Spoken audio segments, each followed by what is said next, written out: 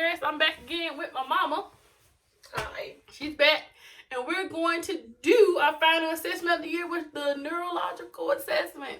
And she wants me to remind y'all that she's 67 years old. 67 years old. I may make some mistakes. She may make some mistakes, but she's all I got right now. So this is what we're going to do. So first I'm going to assess her general appearance. I'm looking at my mama. She looks intact. She looks intact. Her hair is calm. Her glasses is not broken. They look good. Her general appearance is good. She's clothed. There's no stains on her clothes. Let me see, smell you. She smells good. She smells good. Her personal hygiene is intact. And I'm going to assess her level of consciousness. All right, Mama, can you tell me your name and date of birth? My name is Elizabeth Phillips. I'm born August the 25th, 1952. Okay. Now, do you know where you're at? Yes, I'm home. Okay, you know what time it is? It's mid-morning. And you know what we're doing? Yes, we're doing an assessment. Yes, we are. For your class. For my class.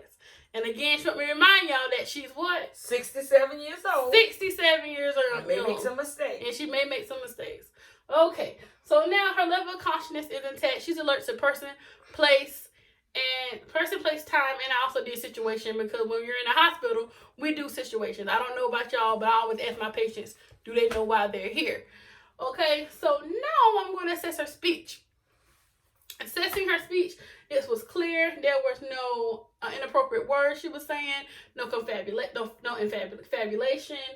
She wasn't confused. Her quality and rate was consistent and appropriate.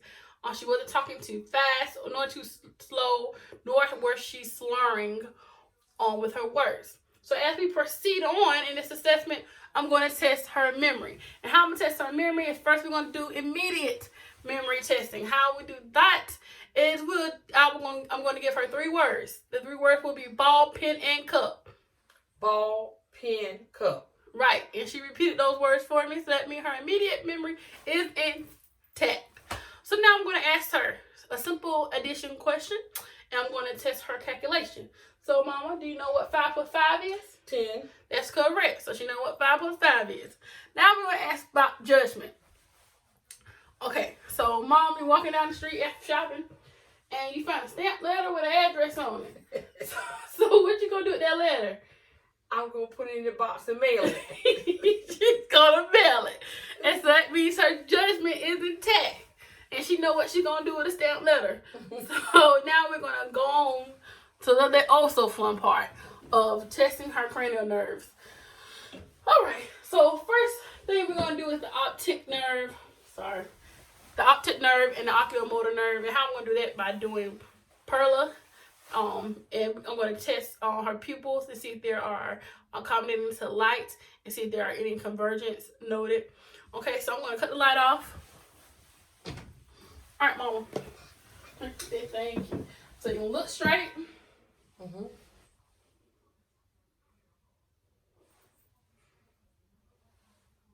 Look straight. Okay. Look straight.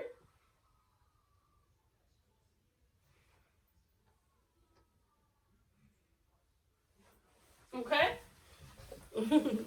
So her pupils are equal round. Pupils are equal round reactant to light accommodation. And the pupillary light reflex was shown when I shine the pen light into her left eye. It did dilate along with the convergence, direct convergence, indirect convergence of the right eye. So that shows that the optic nerve and oculomotor nerve are intact. And so I'm going to now do check for accommodation, which I'm going to bring the pen light to the bridge of her nose, and I'm going to watch for her pupils to follow me. Okay? Watch. This pen light, sweetheart. You didn't do it right. Watch. Okay, watch. Watch. Follow the pen light. There you go. So, pupils are equal round reactant to light and accommodation. She did follow the pen light to the bridge of her nose, and that tests for a combination, which is oculomotor, which is cranial nerve 3, 2, and 3. Optic nerve is cranial nerve 2, and oculomotor is cranial nerve 3. So now I'm going to do the six cardinal positions of gaze, and this is going to test her cranial nerve 3. And her cranial nerve 4, which is trochlear, and which is also going to test the cranial nerve. Going to test her abducens cranial nerve, which is cranial nerve 6. Okay, so like we practiced, we're gonna watch my pen light. Okay, there we go. Good. Good. Good. Good. Oh, okay. She did that good. So that shows that cranial nerve 3, oculomotor. That shows that the cranial nerve 4, cranial nerve 4, the trochlear nerve, and cranial nerve 6, which is the abducens nerves, are both intact. Okay. So now we're going to check for the corneal reflex with my handy dandy white cotton swab. Okay, so how I'm going to do that is I'm going to elicit a response of blinking as I put this in front of her eyes. All right, so you can take your glasses off, Mama. Okay.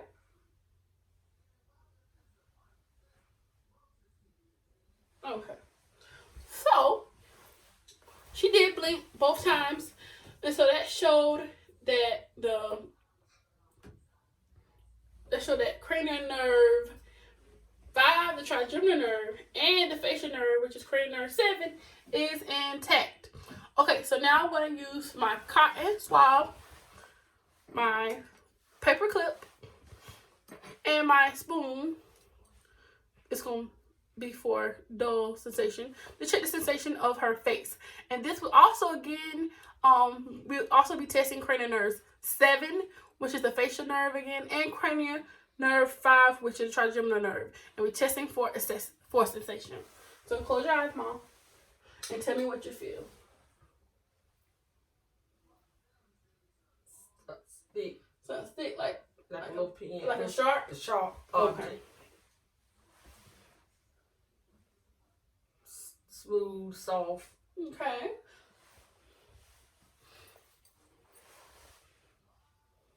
Pressure. Okay. Feel pressure. All right. So that shows that cranial nerve 5, the trigeminal nerve, and cranial nerve 7, which is the facial nerve, is intact. So now we're moving on to we're gonna assess for cranial nerve 8, the vestibular nerve, and how I would do dots. I would do the whisper test. And so with the whisper test, we did this earlier. I'm going to cover my mouth, and I'm going to repeat a phrase, and we're going to see if she can repeat the phrase that I'm saying. Okay. 99. 99. Okay, so that shows that cranial nerve 8, the vestibular nerve, is intact. Moving on, so now we're going to check the vagus nerve and I get these confused. The vagus nerve and a glossopharyngeal nerve. And how we're going to check that, I'm going to ask her to open her mouth and say, ah. The soft palate in the back should rise bilaterally, and her midline should be, her midline. Her uvula should remain midline. All right, Mama. So say, ah. Ah. Ah. Good. And while I got her mouth open, I'm going to ask her to stick her tongue out. Okay. Lift it up, down, side to side. All right. So cranial nerve 9, the glossopharyngeal nerve, and cranial nerve 10, the vagus nerve is intact. Both of these work together to elicit the gag reflex. I didn't stick anything in her mouth to make her gag, but cranial nerve 10 is for the gag reflex, and cranial 9, the glossopharyngeal nerve, gives the sensation to gag. And when I asked her to stick her tongue out and lift it up and down sideways. I didn't notice any tremors. Oh, I can't pronounce this word, y'all. Of fascinations, tremors, or in her tongue, and that was showing her. That was showing that cranial nerve. Showing that cranial nerve, her hypoglossal, her hypoglossal cranial nerve 12 is also intact. So I assessed cranial nerve 9, 10, 9 being the glossopharyngeal, and 10 being the vagus nerve. I assessed both of those together, along with cranial nerve 12, which is the hypoglossal nerve. I just went ahead and did all that together. Moving forward, we're going to check her strength of her trapezius muscle and a sternocleidomastoid. How are we going to do that is, I'm going to ask her to struggle against resistance with her elbow. Lift up. There we go. And I'm going to ask her to go against resistance on my hand. There we go. Again. There we go. So that showed that the accessory nerve is intact. She did great with that, which is cranial nerve 11. I don't have 11 fingers, so I can't show you 11 fingers. So, which is cranial nerve 11, the accessory nerve. So now we mosey on, we're going to do the shoulder joints. I remind you, my mom is 67 years old. So, some of these we're going to struggle with. But we watched videos on this. So, she kind of get the gist of it.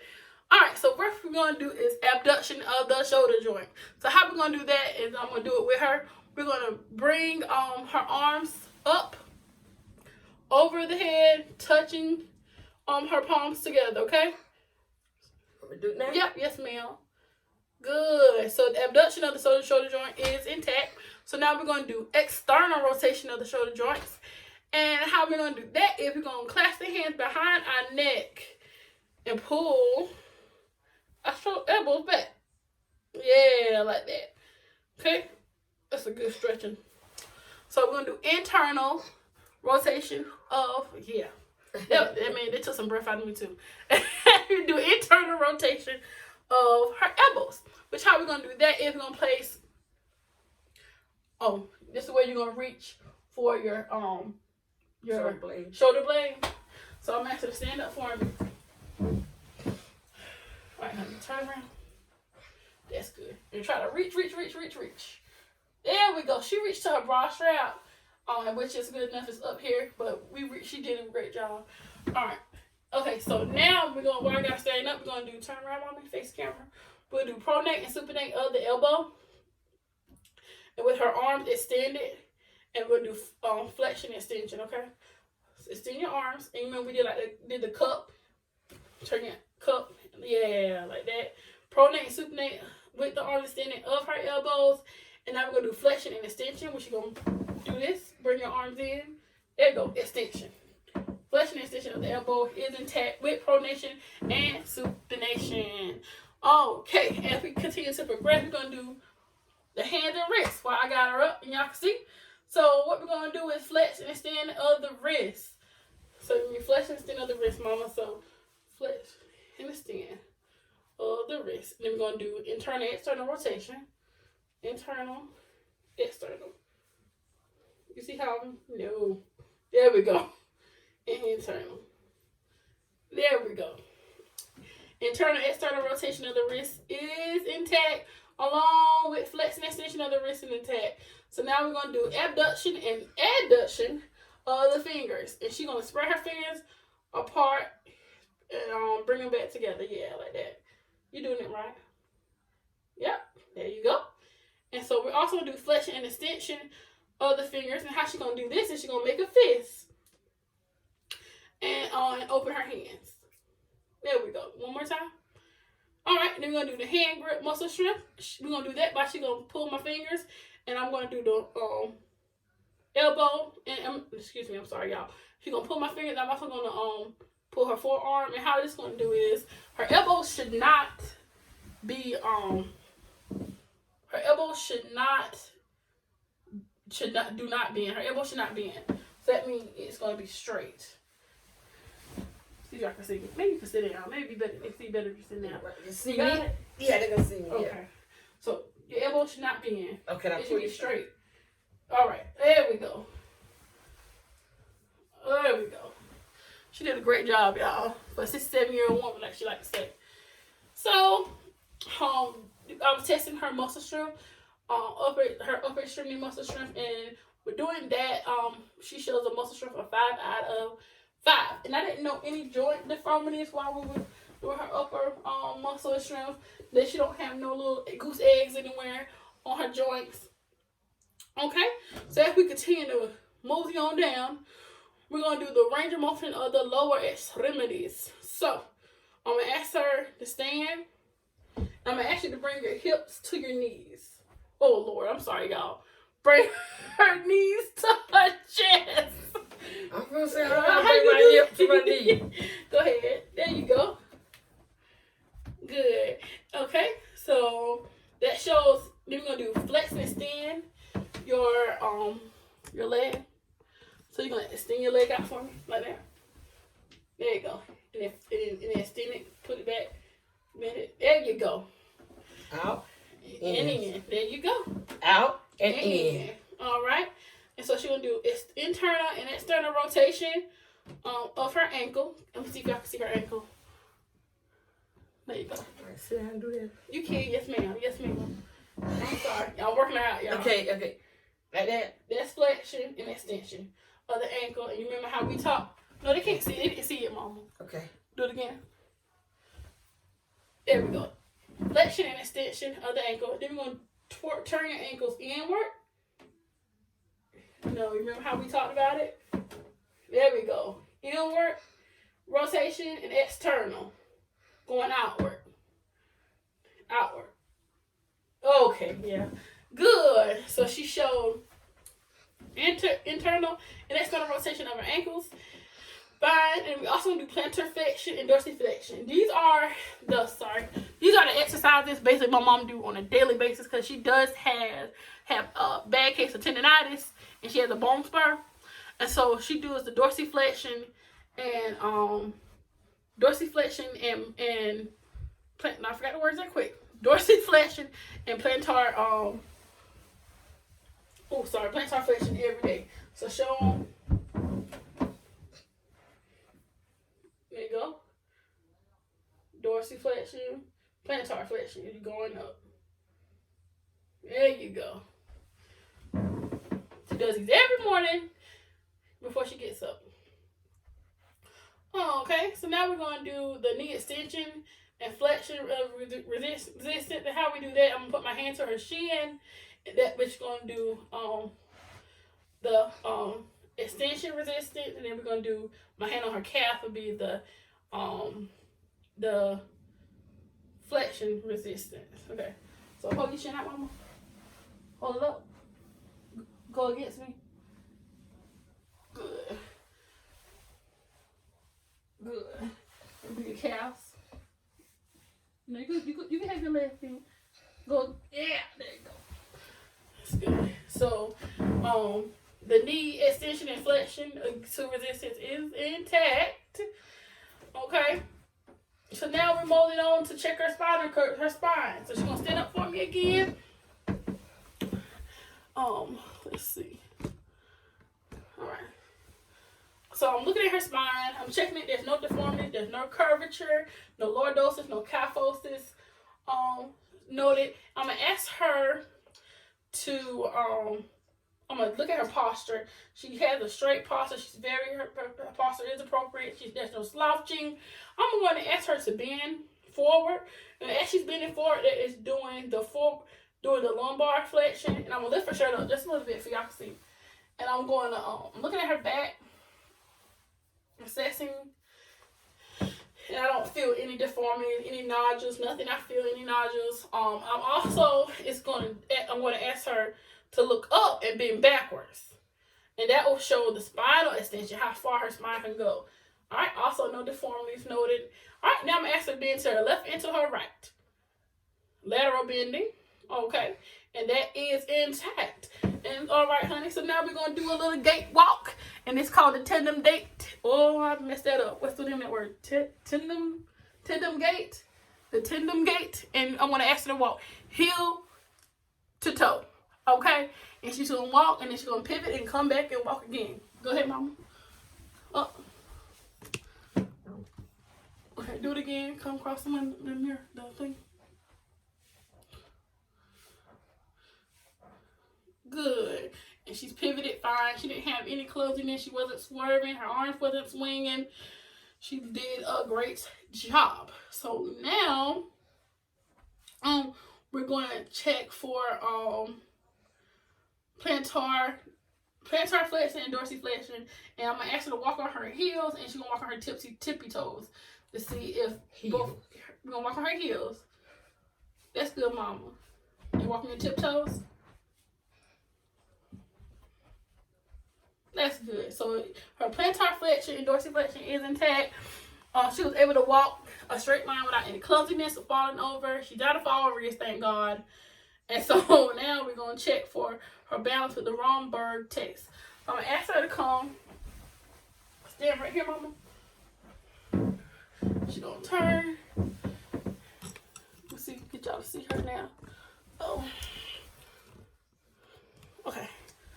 Well. Okay, so she's standing. Close your eyes and let your arms just relax. Now I'm behind her, holding her. Well, not holding her, but got my arm behind her. And you notice that she don't have any swaying of her arms.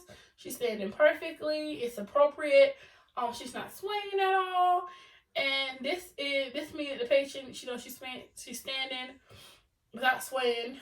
Meaning that the Romberg is negative, and so she has no ataxia that's noted. Okay, so now we're gonna do the pronator drift. I'm gonna ask her to hold her hands up in front of her like this. Okay, close your eyes. And we're checking to see if she won't have any drifting, see if her arms are drifting either to the left or the right or swaying downward. Neither are doing that. Neither is doing that. That's a negative pronator drift. Okay, so we're gonna do, good Mama, we're gonna do the rapid alternating motion, which I'm gonna have her do. Well, before I do that, maybe since I gotta stand up, I gotta do the knee shin. While you stand up, do the knee shin assessment, and she's gonna run her heel shin assessment. She's gonna run her heel up her shin. Okay, we're gonna do one, but she can do two. They can't see it. Oh, sorry. Here you go, Mama. Show them what you can do, girl. There you go. There you go. So that's the heel shin test, and she obviously did a great job at that. So now we're going to do the rapid alternating motion test. Is when she's going to do, remember I told you, I showed you? Okay. Yes, ma'am, you can. As fast as you can. There you go. That's good. So, she supinated and pronated her hands as fast as she can, and on her thighs, and she did it as fast as she can. So now we're going to do the finger dexterity one. It's when she's going to do each hand with her thumb touching each finger as fast as she can. All right, Mama, go ahead.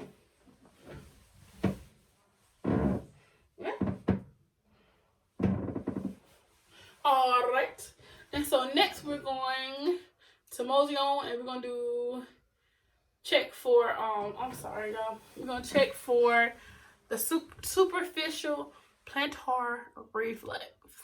I remember that. So how I'm going to do that is I'm basically doing babiscus, y'all. So I'm going to have her lay down, and I'm going to strike against her foot. In the normal response, she will have normal toes will flex slightly and briefly. Okay.